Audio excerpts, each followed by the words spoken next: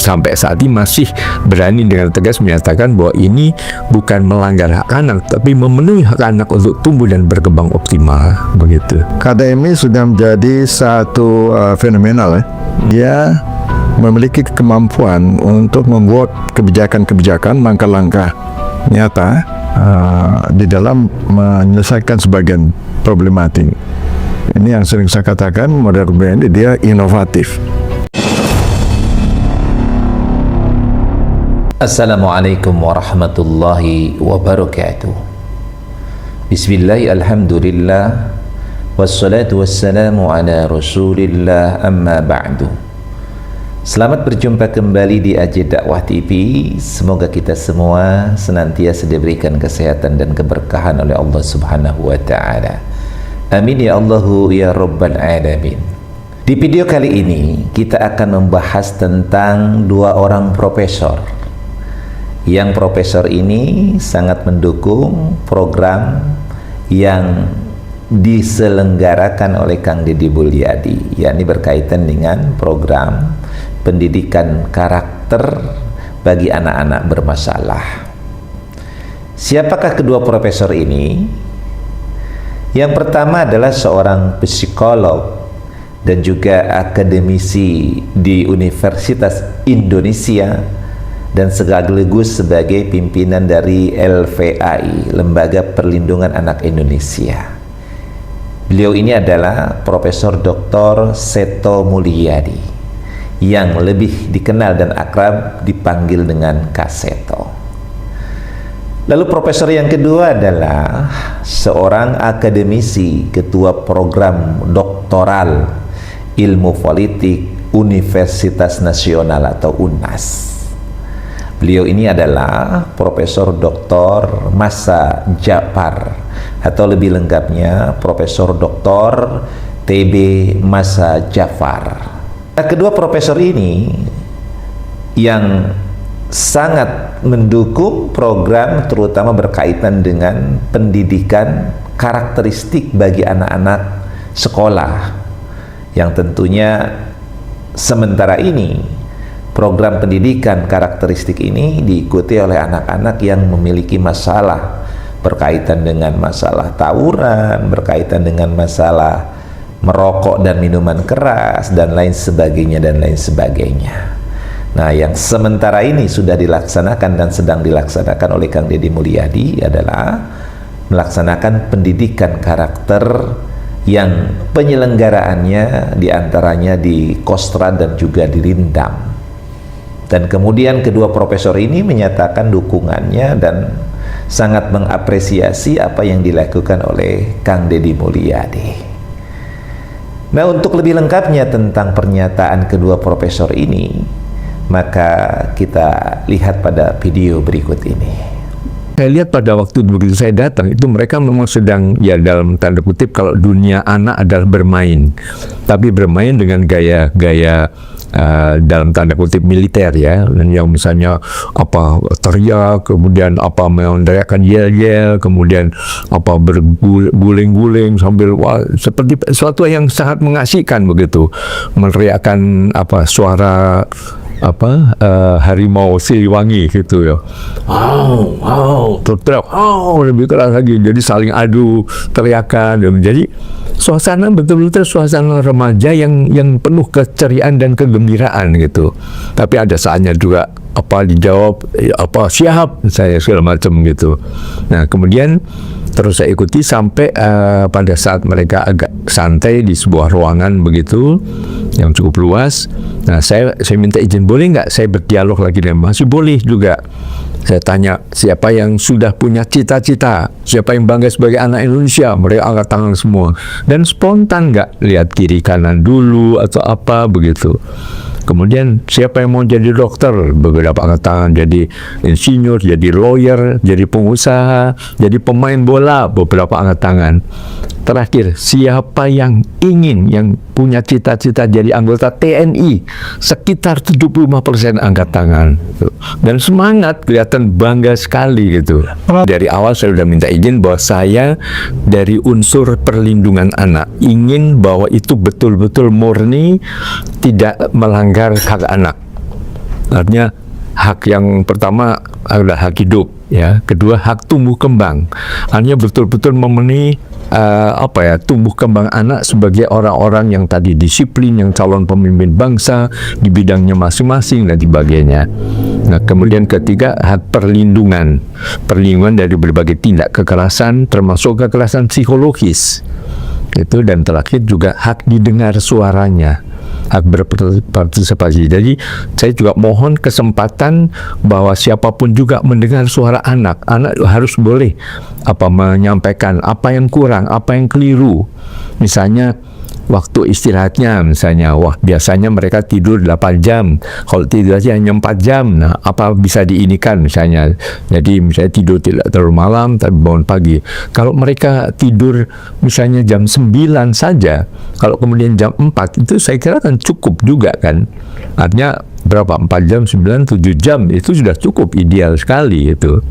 Jadi intinya ya memang hak kesehatan, kesehatan fisik maupun mental dan sebagainya. Dan juga mohon jangan sampai ini dicap anak-anak yang nakal, yang berperilaku menyimpang. Anda melihat itu sebagai arena hukuman untuk anak-anak nakal? Nah, sama sekali tidak. Tapi sekali lagi juga, bahkan kami mendengar beberapa bahkan kontak ke kami, ke LPAI juga, boleh nggak, kasih tahu boleh nggak kami yang ya tidak dicap ini menyimpangnya, boleh nggak ikut? Loh, mereka malah ingin begitu. Jadi mohon tidak ada diskriminasi, tidak ada perbedaan ini nakal, tidak, tapi ini adalah anak-anak yang kreatif, anak yang penuh dinamika, yang mungkin tidak tersalurkan secara tepat, akhirnya menyalurkan secara keliru dengan bank motor, dengan tawuran dan sebagainya. Tapi begitu mereka menemukan tempat yang membanggakan, bahkan ya kayaknya semacam mungkin sudah punya cita lain, kok tiba-tiba itu merasakan nikmatnya, tiba-tiba jadi anggota TNI. Merasa hebat dia kalau jadi anggota TNI ya. Dan juga melihat lain, wah gagah-gagah, sehat-sehat. Jadi dalam konteks itulah saya sampai saat ini masih berani dengan tegas menyatakan bahwa ini bukan melanggar hak anak, tapi memenuhi hak anak untuk tumbuh dan berkembang optimal, begitu. KDMI sudah menjadi satu fenomenal dalam konteks kepemimpinan politik.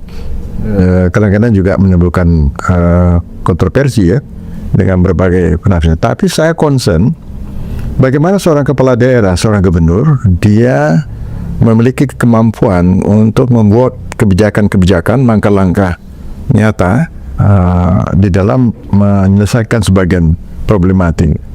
Ini yang sering saya katakan, model kepemimpinan dia inovatif. Salah satunya adalah apa yang dilakukan untuk anak-anak muda, dititipkan di Kodam Jawa Barat ya. Nah, dari situ kita akan melihat ya, dan saya kira bagus itu, sebaiknya memang terbuka dan bisa diamati. Prof. Seto sudah melihat langsung, bahkan bisa dievaluasi, bahkan juga catatan-catatan penting juga bisa dikemukakan agar model pembinaan seperti ini menjadi suatu model ya alternatif, sehingga saya kira juga baik juga diikuti oleh daerah lain ya. Kita ini kan katanya bonus demografi. Tapi kalau bonus demografi itu kita gagap, pemerintah gagap di dalam melakukan pembinaan, kita bisa juga ini akan lost generation. Ya, kita banyak anak muda, tetapi anak muda yang tidak terbina itu satu aset bangsa. Dan kita sebagai bangsa yang hebat, yang biasa dikenal sebagai bangsa besar, ya, sebagai bangsa pahlawan, anak dan papanya ya. Nah, saya concern karena ini menyangkut soal generasi, dan itu memiliki makna politik yang sangat dalam, ya. Nah, kemudian sisi lain barangkali ya, kalau saya melihat, kalau bisa, kalau ini dianggap ya studi awal ini, kata studi awal lah ya, itu positif ya. Kalau bisa ini diteruskan dalam bentuk riset, ya, lalu nanti tentu saya ada catatannya ya, evaluasi, sehingga ini menemukan sebuah role model dalam pembinaan generasi muda ya, ya. Dan juga sekaligus ya, kalau itu ada riset, ini sudah banyak pendapat publik, ini bagus, ini positif, apa kelanjutannya? Kan biasa kita selalu ada kebijakan, kelanjutannya tidak ada, dia berhenti di situ. Ya, ini negara kita sangat luas, negara penduduk kita banyak, bonus demografi. Di sini ada problem rendahnya kualitas tenaga kerja. Bisa nggak ini juga dikonekkan dengan kualitas tenaga kerja, tetapi yang ambil itu ada spirit, etos kerja, etos kerja ya. Mungkin nanti dicarikan, dikoneksikan dengan misalkan dia masuk ke tenaga terampil misalnya ya. Lalu di situ berkembang lagi apa dukungan negara untuk ini terus bersinambungan gitu ya. Dari video tadi kita bisa menyaksikan bahwa bagaimana kedua tokoh yang sangat luar biasa ini, kedua profesor ini menyampaikan apresiasi kepada Kang Deddy Mulyadi karena dianggap Kang Deddy Mulyadi ini karena mereka menganggap Kang Deddy Mulyadi ini sudah melakukan langkah yang brilian dalam rangka menghadapi fenomena bagaimana kenakalan-kenakalan anak dan remaja yang begitu masif di negara ini, khususnya terutama di daerah Jawa Barat. Ya, walaupun memang kita tahu ada beberapa orang dan kalangan yang justru kontra. Ya, seperti misalnya salah seorang profesor juga yang kemarin sudah dibahas di channel AJ Dakwah juga, yakni profesor yang dari UPI, Universitas Pendidikan Indonesia, yang profesor itu justru kontra terhadap apa yang dilakukan oleh Kang Deddy Mulyadi. Tetapi berbanding terbalik dengan kedua profesor ini yang sangat luar biasa. Kedua profesor ini sangat mengapresiasi dan mendukung program yang diselenggarakan oleh Kang Deddy Mulyadi dalam rangka menanggulangi permasalahan anak-anak nakal ini. Ya, di mana Kang Deddy Mulyadi dengan motonya, pancawaluyanya, ya, dengan pancawaluya ini artinya adalah dalam istilah bahasa Sundanya itu cager, bager, bener, pinter, dan singer. Ini 5 yang ingin dicapai oleh Kang Deddy Mulyadi. Jadi karena moto ini adalah moto untuk penyembuhan, artinya ketika sudah nakal maka kemudian dilakukan pelatihan dan pendidikan sehingga kemudian diharapkan berubah ke arah yang lebih baik. Tetapi tentu kedepannya bukan hanya sekedar kita mengobati, bukan sekedar kita kemudian orang sudah kena penyakit lalu baru kita obati, tetapi kedepannya mungkin program yang harus dilakukan oleh Kang Deddy Mulyadi sebagaimana apa yang diarahkan oleh kedua profesor ini adalah bagaimana kemudian ada preventif. Jadi anak-anak ini dari semenjak dini diarahkan kepada hal-hal yang positif. Dari jauh-jauh hari ketika terjadi hal-hal yang akan menimbulkan kenakalan atau bahkan kriminal terhadap anak-anak ini sudah dicegah. Jadi lebih baik mencegah daripada mengobati tentunya. Kan sementara ini yang dilakukan oleh Kang Deddy Mulyadi adalah mengobati anak-anak yang bermasalah. Nah, kedepannya mungkin yang akan kemudian digarap adalah bagaimana cara menanggulangi sehingga tidak perlu lagi kita melakukan pengobatan terhadap anak-anak itu. Maka program pendidikan karakter ini di kedepannya nanti diarahkan adalah agar kemudian jangan sampai terjadi kembali tawuran-tawuran atau misalnya permasalahan baik itu misalnya kenakalan dalam bentuk merokok, minuman keras ataupun obat-obatan terlarang ataupun misalnya ada kenakalan-kenakalan yang ringan seperti bolos sekolah dan lain sebagainya. Nah, dengan pendidikan karakter ini mudah-mudahan yang kemudian nanti kedepannya kalau seandainya kemudian pemerintah Republik ini di bawah kepemimpinan Bapak Prabowo kemudian berinisiatif juga, jadi mengangkat program Kang Deddy Mulyadi dari program provinsi menjadi program nasional, sehingga kemudian setiap sekolah-sekolah itu diadakan setidaknya kegiatan-kegiatan seperti ini. Kan itu hal yang baik sesungguhnya. Walaupun sebenarnya kegiatan-kegiatan tentang penguatan karakter dan kedisiplinan ini pun sebenarnya sudah ada di sekolah-sekolah itu, yakni dengan kegiatan pramukanya. Tetapi memang optimalisasinya yang kurang sekarang ini. Jadi pramuka itu hanya sekedar pakaiannya saja, tetapi prakteknya itu tidak dimaksimalkan pelaksanaannya dalam rangka memupuk anak-anak menjadi lebih disiplin, lebih tertib, dan lebih kemudian memiliki karakter yang positif, terutama berkaitan dengan nasionalisme dan patriotismenya.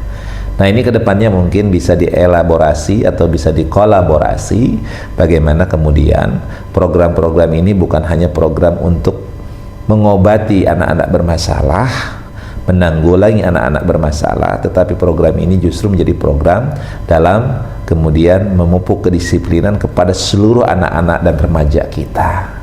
Nah, ini sasaran kedepannya sebagaimana yang kemudian tadi dijelaskan oleh kedua profesor ini. Mudah-mudahan akan semakin banyak orang-orang yang memiliki kualitas di negeri ini, yang memiliki kesadaran untuk kemudian bukan hanya bicara, tetapi mereka akan terjun langsung berperan aktif. Mudah-mudahan video ini akan bisa memberikan manfaat. Allahu muwaffiq ila aqwamit thoriq. Assalamualaikum warahmatullahi wabarakatuh.